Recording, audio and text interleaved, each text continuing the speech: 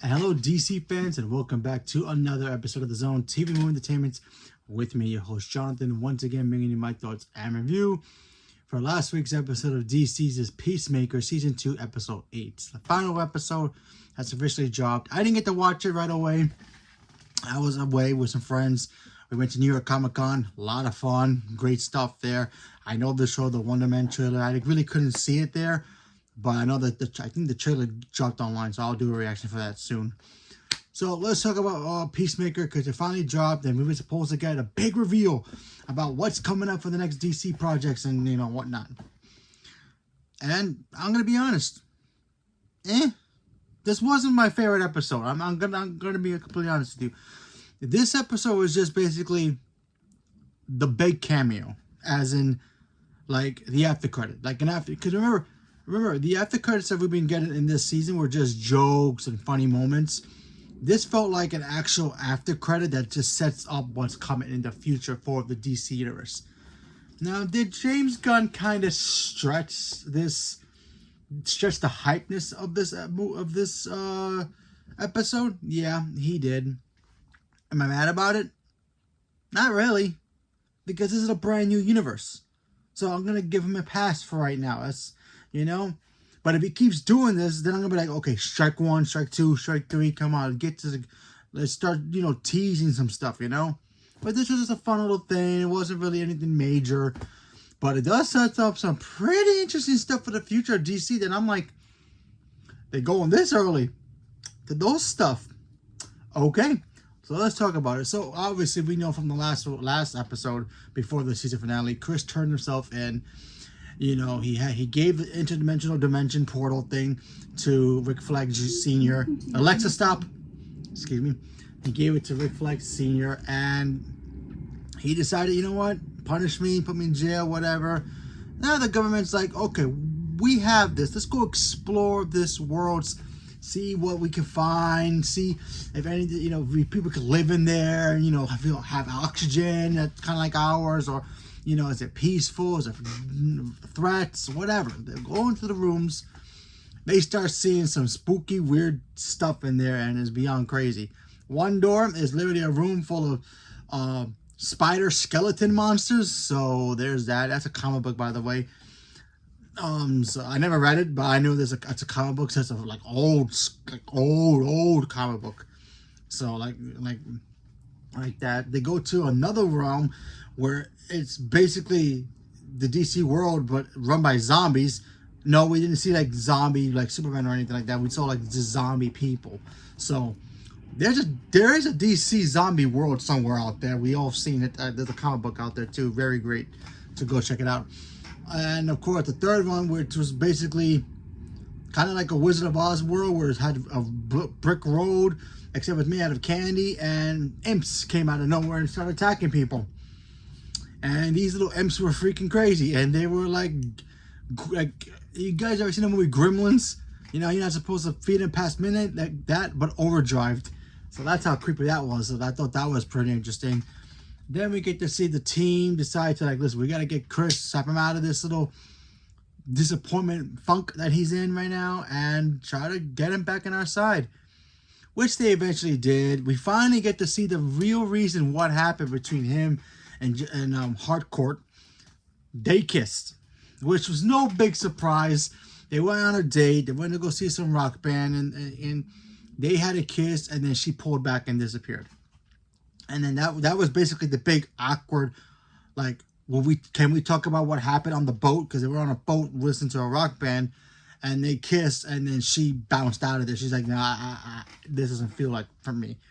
Like, she has feelings for him, yes, but she's like that person that will have feelings for somebody, but has a weird excuse to be like, listen, I dig you a lot, but I have to take care of my dog every 5 minutes instead of being with you. Excuses like that. That was her excuse. She said she was damaged and all that stuff. That was her excuse, her escape clause in a way, to not really be with Chris, because she wants to be with him. But she feels like she's an assassin, she's a damaged person, she's always picking fights in bars and all that stuff and doing dangerous missions, and she feels like she's broken. She's killed people too, just as much as Chris has. He's cool with it because he's done the same thing, but she's like, nah, you and I don't vibe, man. Even though I might be in love with you, but we're not vibing. So basically, that was basically the big reveal of why they're not connecting this season. So I thought that was great. I liked every moment of that part. So I was like, oh, they are cute together. Anyway, then of course we get to the big reveal that the government now working with Lex Luthor's entire team from Superman. They all came back. Most of them came back to help the government pretty much look into the portals and, figure out a way to deal with metahumans, regardless of who they are. Rather that it's Gorilla Grodd or the Joker or even Lex Luthor himself. Get rid of people like that who are a threat to their world, and what can they do? So that's why they decided that they're going to use this portal to try to find a world to take all these superpower villains or even big threats like a Lex Luthor or even a Joker type of villain and dump them in another universe and let them kill each other there and leave their worlds in peace. Clean up worlds, cities that have problems with these kind of metas or even people like that, like Gotham City and, Central City with especially metas over there. So there's, they feel like what Lex Luthor was doing is in the right mind, but the way that he did it wasn't the right way to do it. The way that the government's going to do it, yeah, totally makes sense that this is the way they were going to do it. Kind of like, not to really, get into real life political stuff, kind of like what we're dealing with now in real life. So I'll leave it at that, if you know what I mean. But anyway, so the end of this episode was basically they take Chris after he's finally reconciled with his friends. They decided to build a new organization known as Checkmate. So Checkmate is in the DC universe. That they're a task force that deals with, Suicide Squad problems that Suicide Squad problems can't handle. And they deal with other metas as well. They, deal with threats like that. But they're more on the good side over the bad side, but they have gone to that side as well. We've seen a lot of Checkmate in the, the couple episodes, seasons, and near the end of Smallville, if you guys remember that show. So Checkmate's a very cool organization. So I think that was really cool to them setting that up. The cyborg lady, she ends up joining Chris and his team, so that's cool. She's part of it. So is Judo Master and the guy with the mustache. He's from Mean Girls. He's joining their team as well. And of course, the ending of this episode was literally Rick Flag Sr. taking Chris and dumping him into a world where pretty much kind of like our oxygen and all that stuff, and he can survive and see if he can survive there and lock him up there and close the portal. So now Chris is in another dimension having to defend himself against creatures that he heard.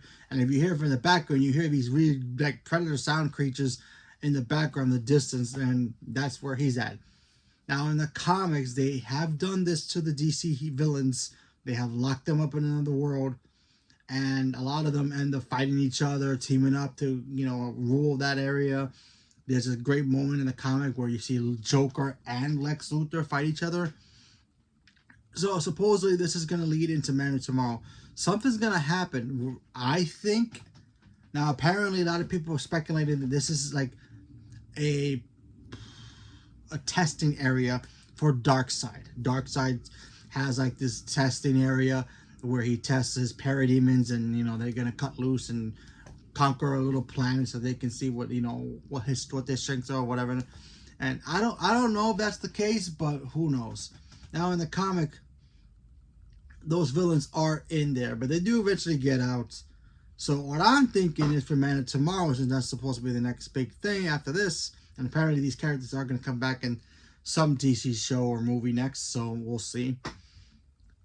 What if whatever's in there with Chris, whatever that is, what if it's like parademon, some other big creature that's a threat. That's a threat that can come out to that from that world to our DC Universe world and be a threat to that world. Where Lex Luthor has to come in, like he tries to stop it himself and he can't, and he has no choice but to team up with Superman. What if it's a Doomsday? What if it is Doomsday? Now we know in some of the comic books, and of course some of the cartoons. Mostly, I know from the cartoons, Lex Luthor has discovered Doomsday before him, and he tries to control it. Doesn't work for his advantage, and he has to team up with Superman to try to take out Doomsday. So that way, the threat to destroy not only him and his perfect world that he thinks that he should be the one great doesn't go to heck. So he has to swallow his pride to team up with Superman. So what if that's the big threat? I know seeing Doomsday this early in a Superman movie, and we just kind of saw him, but what if we get Doomsday, but he doesn't kill Superman? What if this is a fully evolved Doomsday that's already at the point where he evolves so much that nothing can stop him? That only Doomsday can fight Superman, and maybe have to team up with Lex so the two of them could team up against. I just don't think James Gunn is going to give us Brainiac so quickly, but he could tease it. Maybe Brainiac's in that that version is going to pop out of it. Who knows? Either way, something's going to come out of there, and that's going to be the threat for Man of Tomorrow. Right? If it's Bizarro, could be Bizarro, could be Doomsday, like I said before, Brainiac, anybody else. Hell, maybe even the Red Lantern Corps. You never know. Is anything possible with the DC Universe? But we just gotta wait to see. So, overall, I thought the show, the Season 2, was great. I love Season 2. I thought Season 2 was fantastic. Minus the last episode. I felt like the last episode was just a very stretched out after credit. And, that, it's fine. Whatever. Excuse me. What can we do? What can you do? But overall, it was great. I enjoyed it. I hope we get to see Chris again and, Amelia and the other characters. These characters are all great. I want to see them continue doing their thing in other DC projects, and also maybe get a Season 3 as well. I think there's a lot of room for growth for Chris's character, and I think I think the whole Earth X situation with his other brother is not done yet. So I think that door is still open. So anything is possible. So we just have to wait and see what happens. So leave me a comment below. Let me know what you guys thought about Peacemaker Season 2 overall. Did you like Season 2 overall? Just not like Episode 8? Did you guys like the whole thing completely? Leave me a comment below. Let me know. Stay tuned for more. Thank you very much, and have a good night.